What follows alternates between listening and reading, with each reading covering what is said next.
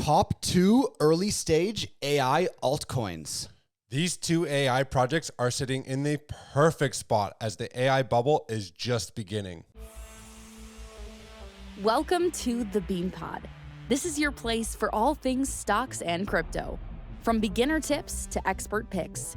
Use this as fuel for your investing journey, because when you're in the know, your money will grow. This episode of the Bean Pod is sponsored by KyberSwap.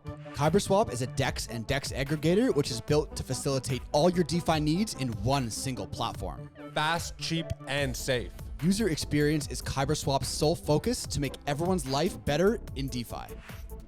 Welcome to the Bean Pod. This is Shane, aka the Jolly Green Investor. This is Josh, the Nifty Investor. Today, we're going to be revealing our top 2 early stage AI altcoins. I think it's fair to say that these are probably the two most, we're very bullish on these projects. Yeah.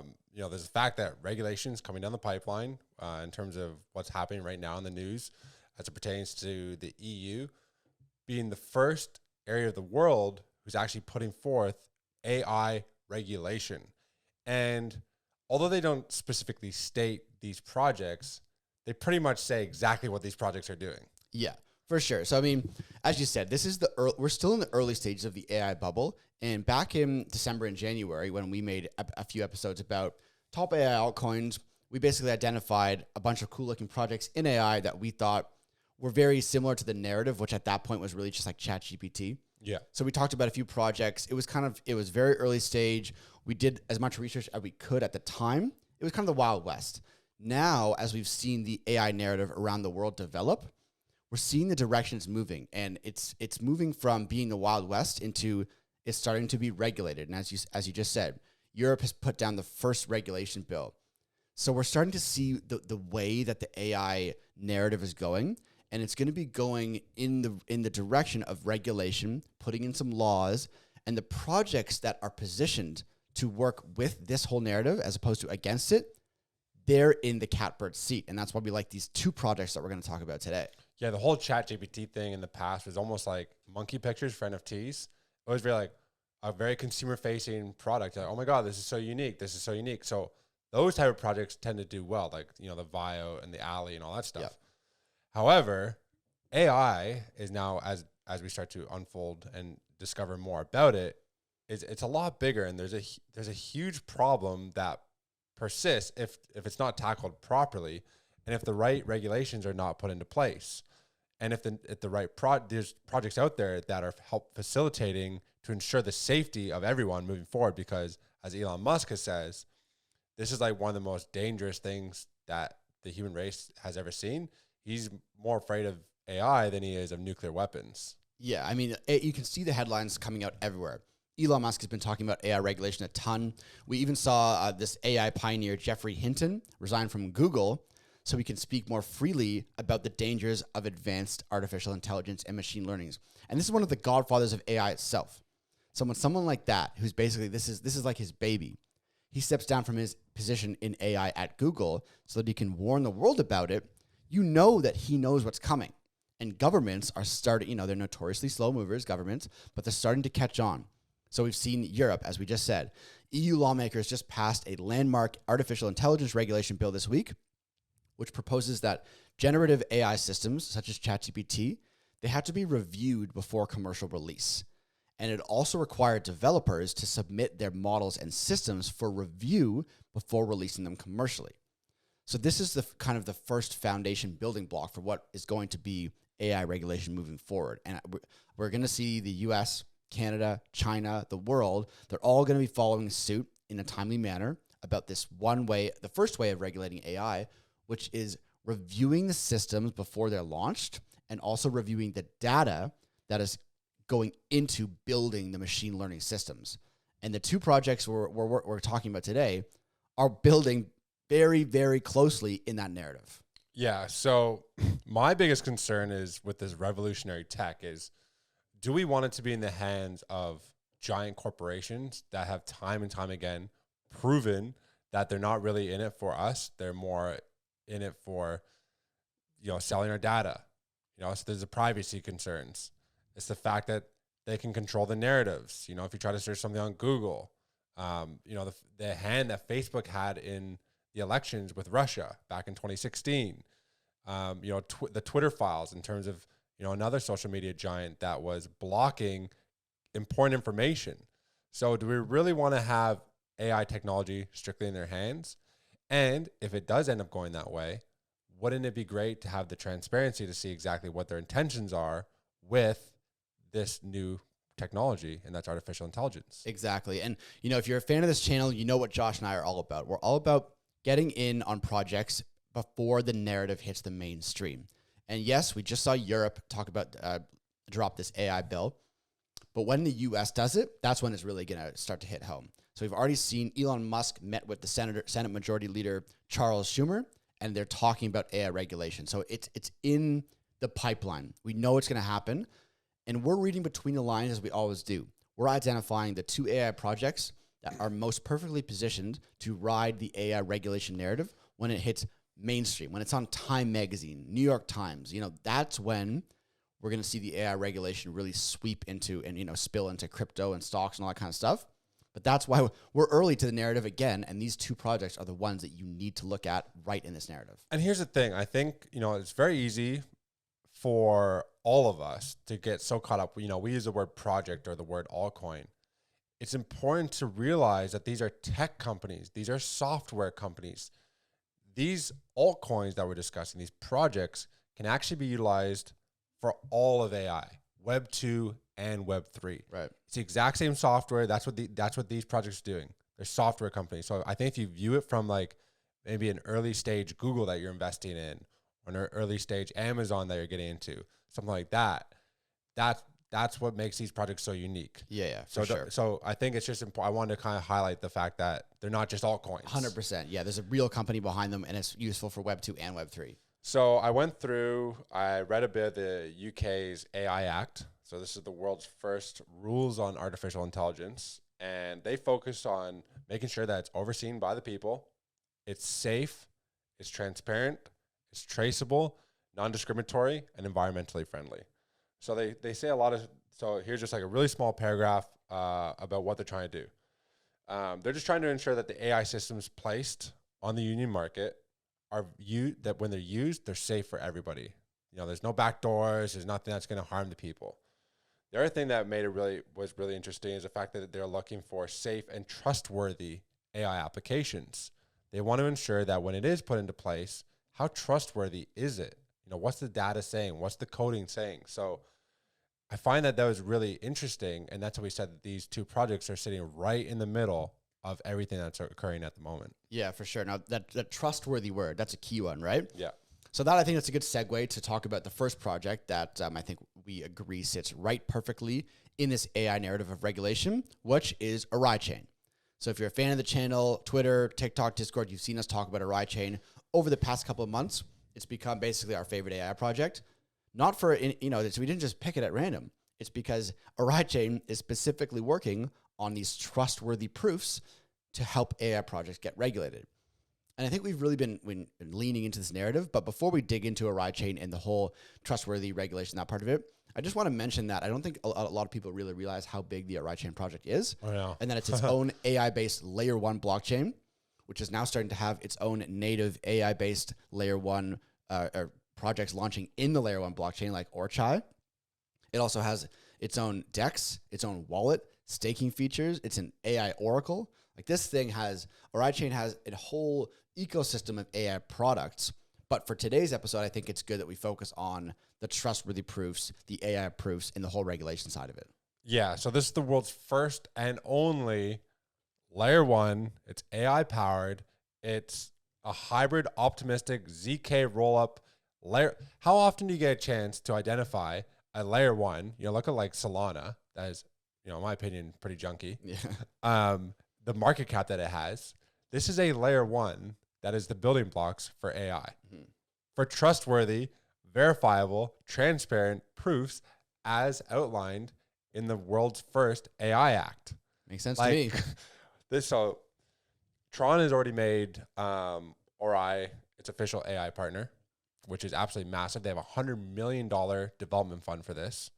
They have already done work with Ocean Protocol, another massive Web3 company. Yep. Syscoin.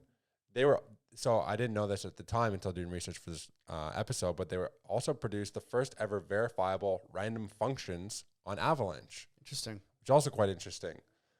Just joined Google Startup Cloud program. They got 50 full-time developers. This is one hell of a project, and we can go into a little bit more about the trustworthy aspect. Yes, I think it's for me. It's the important part right now is the trustworthy proofs. So that it's for AI and real world assets, right? So they also have this whole real world assets thing, which I think they're going to be getting into later. But we'll focus on AI for now. So, as you said, the international AI regulators are looking for trustworthy AI projects, and what that means is they want to be able to verify that the data going into the AI machine learning models is valid. Yeah. Because at the end of the day, and we saw, was it Edward Snowden in Austin talking about this?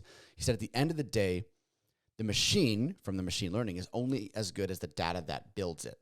So if you're putting in malicious data, you're going to get harmful output.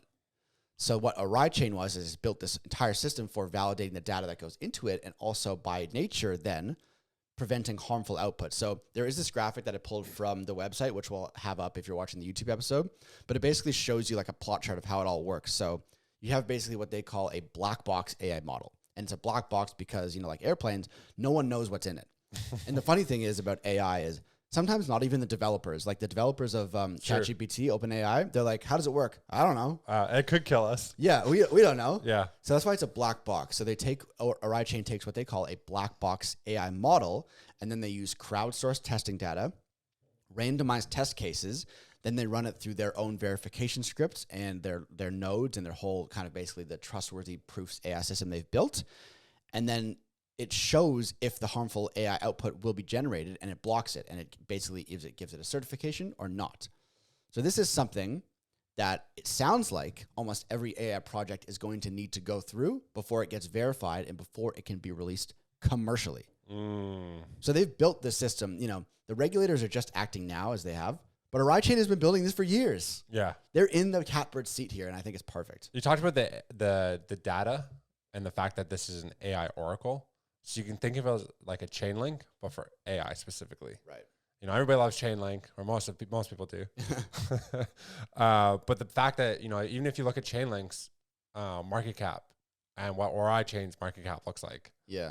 This is for AI. It is an oracle for AI. Chain link is like, just Web 2, Web 3.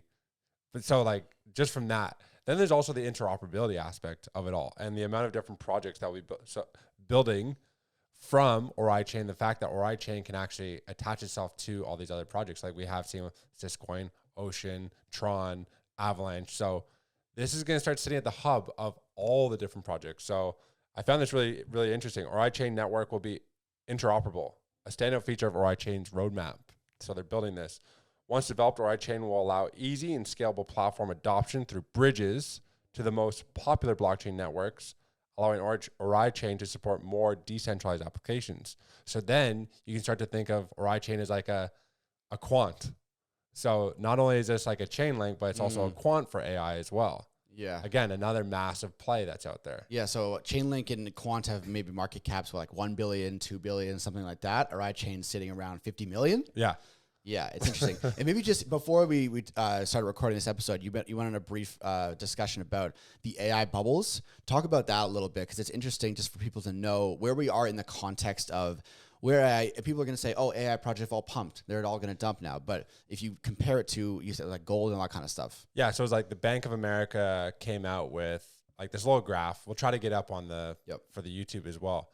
And it showed the length of time that the bubbles lasted for and the percentage increase from each asset. So I think we saw gold from 77 to 81. So it's about a 4-year span, 400%. We saw the tech bubble. It lasted for about 3 years, another 400%. There's a few other ones that you'll see on the chart here, but the AI bubble is now only 8 months in, and we're sitting at like 60%. So it's like the baby bubble, it's right? It's the baby bubble. Yeah. It's just the beginning of, how much further we can actually go with AI. Yeah. So we're still so early. Yeah, we're still early. And I think it's important to note that if you look around the world, in the tech world, I know we're so plugged into Twitter. I see it all the time. Just the things that AI are doing right now is absolutely insane.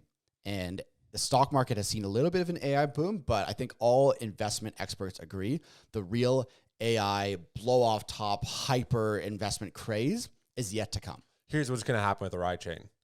And, you know, I always like to put my future-proof hat on, like figure out what's going to happen down the line. What I see is OraiChain is going to make a massive announcement, and they're going to all of a sudden onboard this huge company, and they're going to verify and prove that their AI code is trustworthy. Okay, so that project has now done it.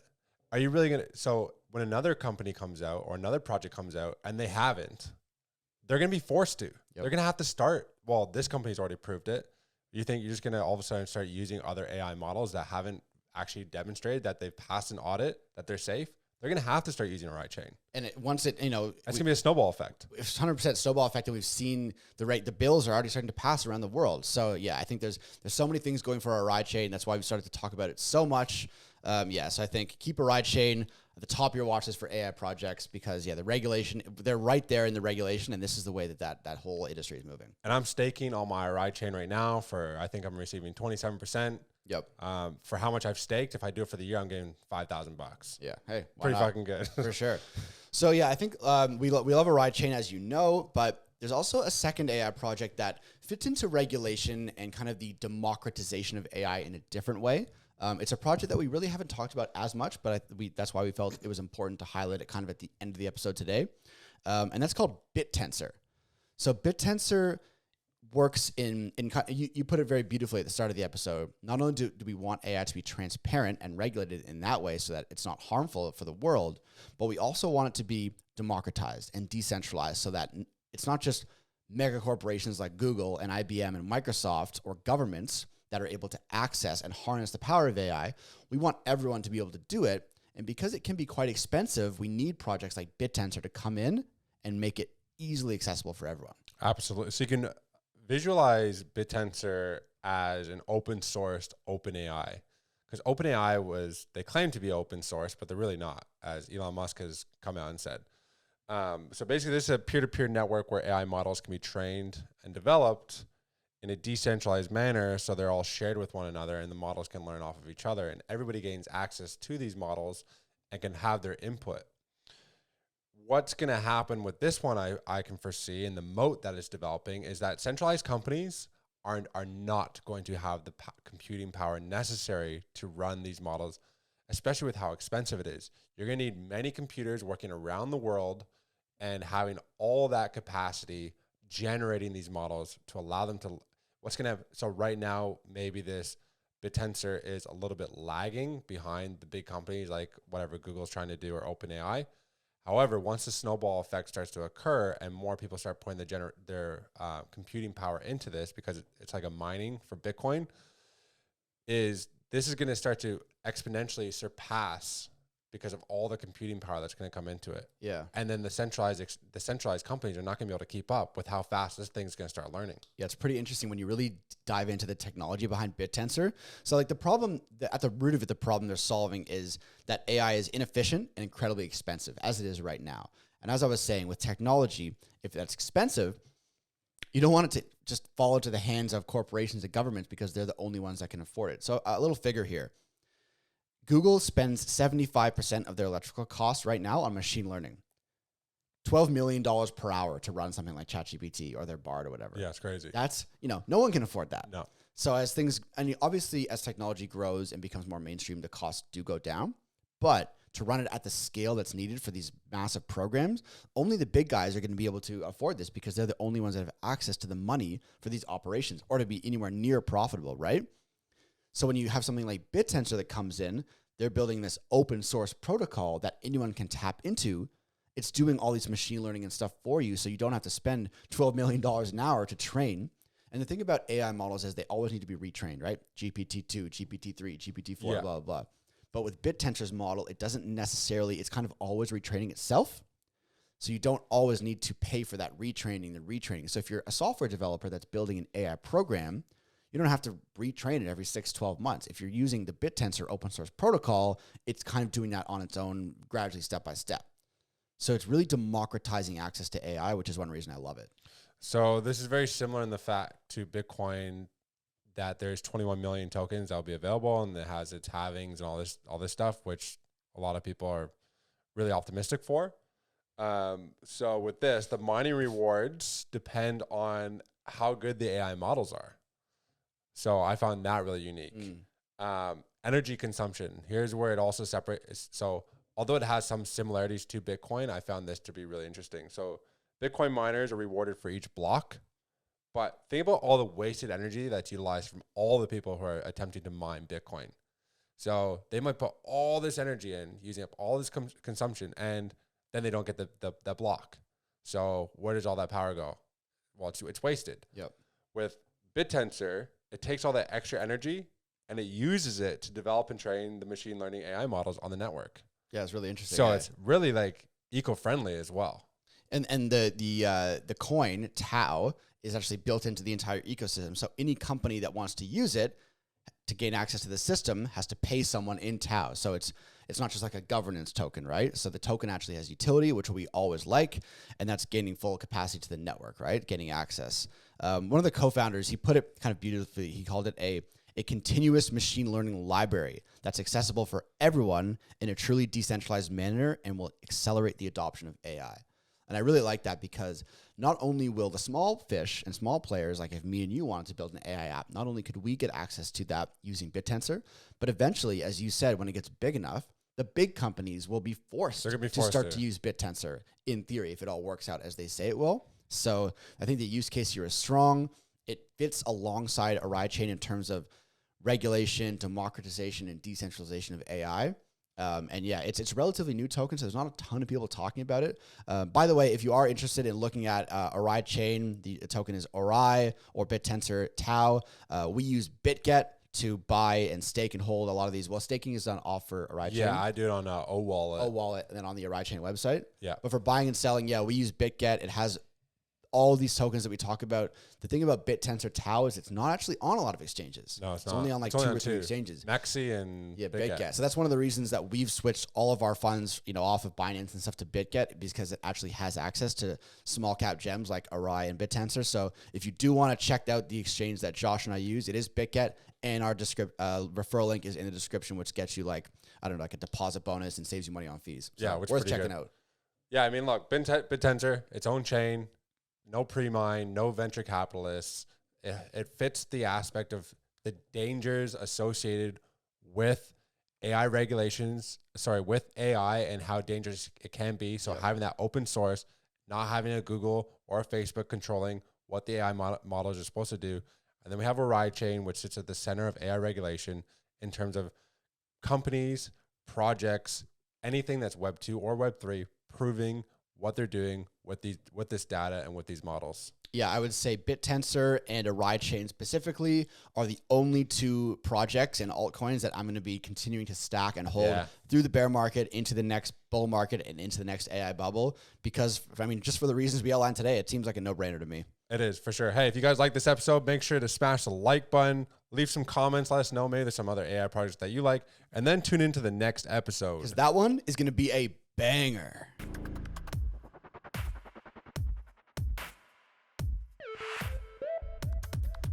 All views expressed by speakers on the BeanPod are solely their opinions. You should not treat any opinion expressed on the BeanPod as a specific inducement to make a particular investment or follow a specific strategy, but only as an expression of their opinion. This podcast is for informational purposes only.